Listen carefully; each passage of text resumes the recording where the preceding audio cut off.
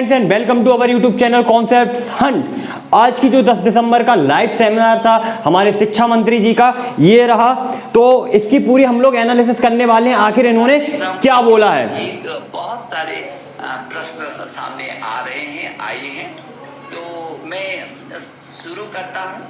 तो इन्होंने यहाँ पर 54 मिनट की अपनी बात रखी थी। उस बातों के मेन पॉइंट में आपको बताऊंगा। इन्होंने कुछ लोगों के क्वेश्चन उठाकर उन क्वेश्चन को आंसर करने की कोशिश करी थी। तो क्या वो क्वेश्चन थे, क्या उनके आंसर थे, तो चलिए करते हैं वीडियो की शुरुआत। तो सबसे पहले मैं बताना चाहूंगा कि क्लियर कट बोलने से क्यों बचे।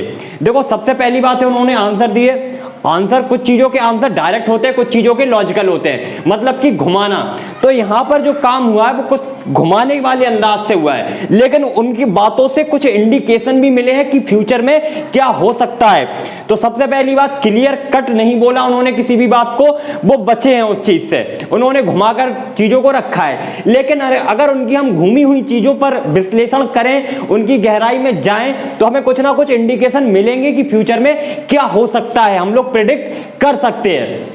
तो सबसे पहली बात क्या है, सिलेबस रिडक्शन को लेकर उन्होंने यहां पर डायरेक्टली मना किया। उन्होंने क्या बोला है कि सीबीएसई ने ऑलरेडी 30% आपका सिलेबस कम कर दिया है, तो अब आप और सिलेबस कम करने के बारे में ज्यादा मत सोचें। यहां पर भी क्लियर कट नहीं बोला, लेकिन उनकी बातों से आपको समझ आ गया होगा। अगर जिसने भी उनकी सेमिनार को बहुत केयरफुली सुना है तो वो मेरी बातों को जरूर समझेगा।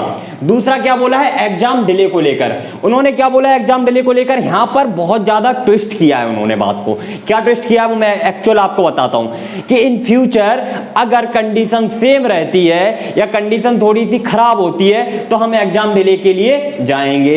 उन्होंने डायरेक्टली ये नहीं बोला कि एग्जाम आपके डिले नहीं हो रहे हैं। अगर नहीं हो रहे होते तो यहां पर डायरेक्टली वो बोल सकते थे कि आपके एग्जाम डिले नहीं होंगे। दूसरी बात, आप लोगों को बहुत ज्यादा डाउट आ रहा था, आप कमेंट बॉक्स में झड़ी लग चुकी थी, एग्जाम डिले नहीं होगा, नहीं होगा, नहीं होगा।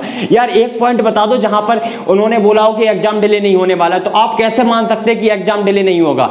अगर उन्होंने एग्जाम डिले को लेकर कंफर्म भी नहीं किया है तो उन्होंने डिनाई भी नहीं किया उस चीज को लेकर, लेकिन उन्होंने जो बात बोली है उससे इंडिकेशन कहीं ना कहीं मिल रहा है कि फ्यूचर में एग्जाम जो है डिले हो सकते हैं। क्योंकि इतना टाइम क्यों ले रहे हैं वो किसी भी चीज को करने में। अगर एग्जाम डिले नहीं करने होते, फरवरी में करवाने होते, तो उन्होंने क्लियर कट स्टेटमेंट ये बोल दिया होता कि आप एग्जाम डिले को लेकर मत सोचो, एग्जाम आपके फरवरी में ही होंगे। लेकिन ऐसा उन्होंने कहीं भी नहीं बोला है। सीबीएसई की तरफ से अभी तक डेट शीट नहीं आई है। सीबीएसई ने एक बार भी कंफर्म नहीं किया कि आपके एग्जाम डिले नहीं होंगे या होंगे। तो आखिर ये सारी बातें चल रही किस चीज को लेकर चल रही है, एग्जाम डिले को लेकर चल रही है। उसके बाद प्रैक्टिकल एग्जाम को लेकर उन्होंने क्लियरली बोल दिया है कि अगर आप लैब में नहीं गए हैं, आपने प्रैक्टिकल नहीं किए हैं, तो आप प्रैक्टिकल एग्जाम लिखेंगे कैसे।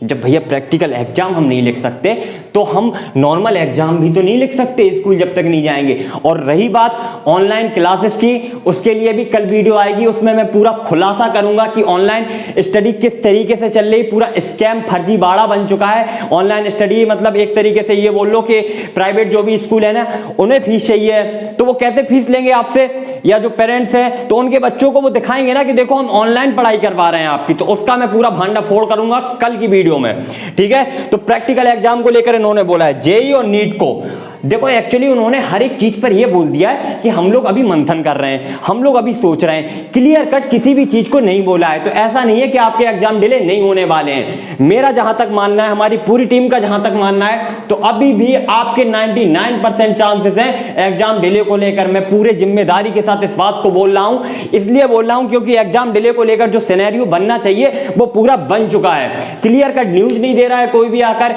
आप मीडिया में उनकी स्टेटमेंट्स आ रहे हैं, लेकिन मीडिया में स्टेटमेंट आना अलग बात होती है, ऑफिशियल आना एक अलग बात होती है। तो ऑफिशियल अभी तक नहीं आ रहे हैं। मेन पॉइंट क्या है, इनकी पूरी जो सेमिनार दिया, कुछ लोगों ने बोल दिया बेस्ट ऑफ टाइम या जो भी है, लेकिन जिन लोगों ने क्लियर कट अगर उसको सुना होगा तो उनको ये पता होगा कि उनके बोलने का क्या मतलब है। उन्होंने डायरेक्टली ये बोला हम आपकी प्रॉब्लम को समझ रहे हैं, आपको पढ़ने के लिए पर्याप्त टाइम चाहिए है, उस टाइम को मिलेगा आपको टाइम। तो टाइम कैसे मिलेगा आप बताइए ना, कि अगर 6-7-8 महीने स्कूल बंद रहे हैं, उसके बाद मंत्री जी आके बोल दें या सीबीएसई आके बोल दे आपके एग्जाम हम फेब में लेंगे, तो कहां से मिलेगा टाइम। जब मंत्री जी बोल रहे हैं टाइम मिलेगा, तो यानी कि मिलेगा। अब किस तरीके से मिलेगा, वो एग्जाम डिले के रूप में मिलना चाहिए। और मैंने जैसा कि बोला है कि एग्जाम डिले जब तक नहीं होंगे तब तक हम छोड़ेंगे नहीं। और रही बात नॉर्मल कंडीशन होने की, तो आज के हिसाब से तो कहीं लग नहीं रहा है कि कंडीशन नॉर्मल होने वाली है किसी भी मतलब से। तो यहां पर क्लियर कट बोलने से बचे हैं, लेकिन कुछ ना कुछ इंडिकेशन जरूर दिए हैं, और हमारे हिसाब से जो इंडिकेशन उनके हैं वो पक्का कुछ दिनों में, देखो एक्चुअली क्या है, उनको भी एक डिसीजन लेने में बहुत टाइम लग रहा है। मुझे नहीं समझ आ रहा है कि एक एग्जाम डिले को लेकर उनके मन में इतनी क्या कंफ्यूजन है, इतना क्या सोच विचार कर रहे हैं। इतनी पूरी टीम है आपके पास, सारे ऑफिशियल्स हैं, आप जहां से जो भी न्यूज चाहेंगे वो तुरंत आपको मिल जाएगी, लेकिन आखिर इतना भी क्या प्रेशर कि आप एक स्टूडेंट के दर्द को ना समझे सर। तो इसलिए यहां पर जो भी चीजें बोली हैं, अभी आपको नेगेटिव होने की बिल्कुल भी जरूरत नहीं है, पूरी होप बाकी है, थोड़ी नहीं पूरी होप बाकी है। तो गाइस ये थे उनके सेशन की कुछ महत्वपूर्ण बातें। अगर वीडियो आपको पसंद आई हो तो लाइक जरूर कर देना, अपने फ्रेंड्स के साथ ज्यादा से ज्यादा शेयर करो ताकि ये सारी न्यूज उनको मिलती रहे टाइम टू टाइम, और बेल आइकन को जरूर दबा देना ताकि आपको लेटेस्ट अपडेट बिल्कुल सबसे पहले मिल जाए हमारे चैनल पर। तो थैंक यू दोस्तों, मिलते हैं अगली वीडियो में अगली अपडेट के साथ।